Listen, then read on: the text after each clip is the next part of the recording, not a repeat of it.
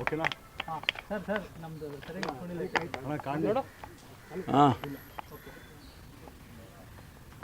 Ready. Breakfast meeting ನಡೀತಾ ಇದೆ sir, ಸಿಎಂದು D C ಎಮ್ದು. ಹಾಂ ಏನು ಹೇಳ್ತೀರಾ ಸರ್ ನೀವು? ಇಲ್ಲ, ಅವರು ಬ್ರೇಕ್ಫಾಸ್ಟ್ ಅವರಿಬ್ಬರು ತಗೊಳ್ಳೋದು.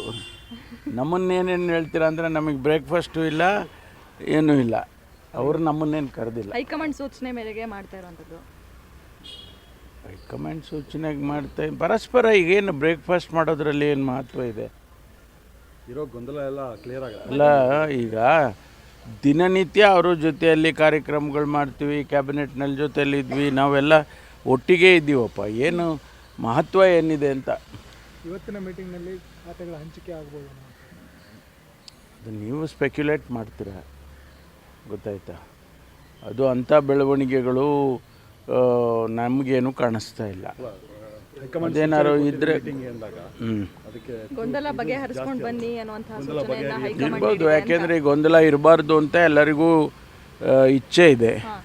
ಹೈಕಮಾಂಡ್ಗೂ ಕೂಡ ಇದನ್ನು ಬಗೆಹರಿಸ್ಬೇಕು, ಈ ರೀತಿ ಯಾವುದು ಕೂಡ ಗೊಂದಲ ಆಗಬಾರ್ದು ಅಂತೇಳಿ ಅವ್ರಿಗೂ ಇರ್ತಕ್ಕಂಥದ್ದು. ಹಾಗಾಗಿ ಹೇಳಿರ್ತಾರೆ. ಈಗ ಇಬ್ಬರು ನಾಯಕರುಗಳು ಭೇಟಿ ಮಾಡಿ ಏನಾದರೂ ಮಧ್ಯದಲ್ಲಿ ಏನಾದರೂ ವ್ಯತ್ಯಾಸಗಳು ಇದ್ದರೆ, ನಮ್ಗೆ ಗೊತ್ತಿಲ್ಲ ಅದಿರೋ ಇದೆಯೋ ಇಲ್ವೋ ಗೊತ್ತಿಲ್ಲ, ಬಟ್ ಇದ್ದರೆ ಅದನ್ನು ಬಗೆಹರಿಸ್ಕೊಳ್ತಾರೆ. ಸರ್, ಈ ಒಂದು ಬ್ರೇಕ್ಫಾಸ್ಟ್ ಮೀಟಿಂಗ್ ನಂತರ ನೀವೇನಾದರೂ ಸಭೆ ಸೇರೋ ಸಾಧ್ಯತೆಗಳಿದೆಯಾ ಅಂತ?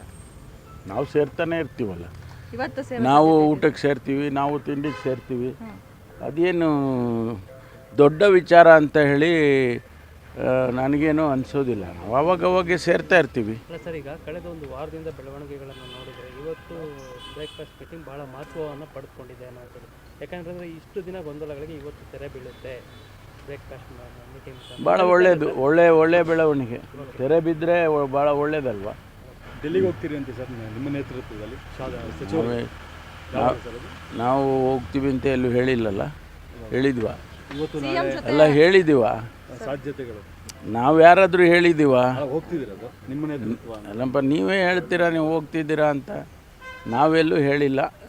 ಹೋಗುವಂಥ ಅವಶ್ಯಕತೆ ಬಂದಾಗ ಹೋಗ್ತೀವಿ. ಈಗ ಯಾಕೆ ಅದೇ ಡೆಲ್ಲಿಗೆ ಕರೆದು ಮಾತಾಡ್ತಾರೆ ಅಂತ ಒಂದು ಮಾತಿತ್ತು ಸರ್, ಅದರಲ್ಲಿ ಏನು ಇವರು ಯಾರನ್ನ? ಸಿ ಎಂ ಮತ್ತು ಡಿ ಕೆ ಅವರು ಈ ಗೊಂದಲಗಳಾಗಿತ್ತಲ್ಲ ರಾಜ್ಯ, ನೀವು ಅವ್ರನ್ನೇ ಕೇಳಬೇಕಪ್ಪ, ನಾನು ಹೆಂಗೆ ಉತ್ತರ ಮಾಹಿತಿ.